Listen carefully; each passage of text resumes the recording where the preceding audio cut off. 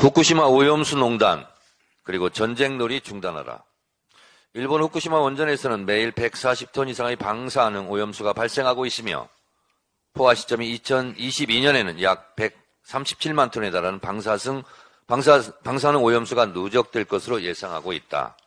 일본 정부는 오염수가 깨끗하고 안전하게 처리된다고 주장하지만 국제사회가 우려하고 있다.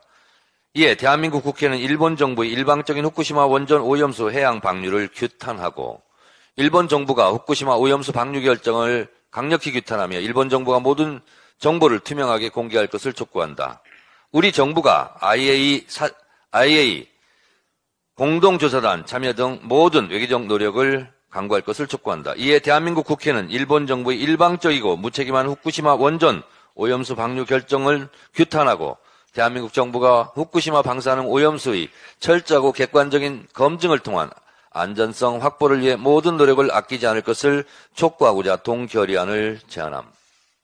이 결의안은 일본 정부의 후쿠시마 방사능 오염수 방류 결정 규탄 및 원전 오염수 안전성 확보를 위한 대한민국 정부의 적극적인 대책 촉구 결의안으로 2021년 4월 29일에 발의되었습니다. 바로 이것입니다. 제가 읽어드린 이 촉구 결의안은 지금 다시 제출해도 아주 훌륭한 문장들이었습니다.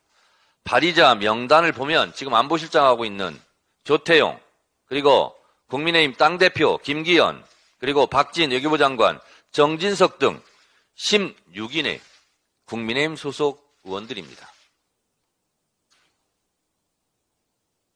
이랬던 국민의힘이 오염수 처리수 운운하고 이상한 영국 사람을 불러들여 식수로 마셔도 된다고 대리 선전선동을 하는 걸 보면 어안이 벙벙합니다.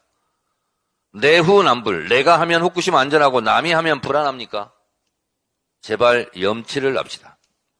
TV조선도 마찬가지입니다.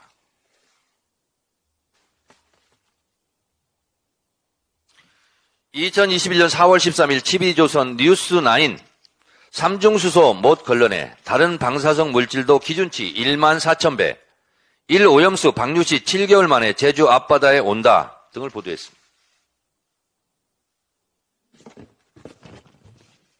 요게 2년 전에 TV조선의 보도 내용들입니다.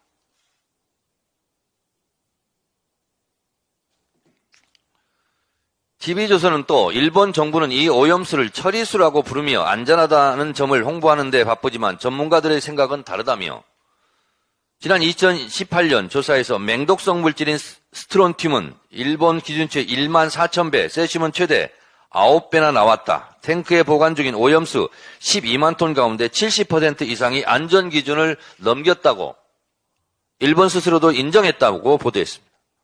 TV조선 이때 보도한 것처럼 지금도 이대로 보도하고 있는가? 2년 전과 2년 후 똑같은 문제로 보도가 달라지면 되겠는가? TV조선의 분발을 촉구합니다. 어제 한상혁 방통위원장을 법적 근거 없이 면직하고 MBC 뉴스룸을 압수수색했습니다. 국회에서는 가방위원장만 선출되었습니다. 우연의 일치인가? 언론 탄압하는 정권의 말로는 비참합니다. 이것이 계획된 시나리오인가? 참 궁금합니다. 오늘 오전 6시 41분 행정안전부의 위급 재난 문자가 날라왔습니다. 06시 41분 서울특별시에서 발령한 경계 경보는 오발령 사항임을 알려드림. 누리호가 발사돼도 이렇게 할 겁니까? 지금 장난합니까?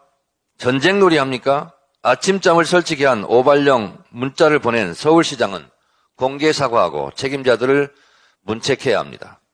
공포 분위기 조성, 안보 불안 조성, 전쟁 마케팅으로 정권의 지지율을 높이려는 의도가 있는 겁니까? 이런 쌍팔년식 불안감 조성으로 취할 정권의 안정은 없습니다. 제2북풍 조작으로 정권의 지지율을 올리려는 얄팍한 꿈이 있다면 그 꿈 깨시기 바랍니다. 어제 본회의장에서는 김진표 국회의장이 국회법을 위반했습니다. 국회법 제112조 3항 이의가 있을 때는 표결하여야 한다고 의무사항으로 규정하고 있습니다. 제가 분명히 일어서서 손을 들고 이의 있습니다 라고 표명했음에도 불구하고 깡그리 무시했습니다. 법적 조치로 법의 판단을 받아보겠습니다. 법적 조치를 검토하겠습니다. 어젯밤 뒤통수가 많이 아팠습니다. 저는 꺾이지 않고 제 길을 가겠습니다.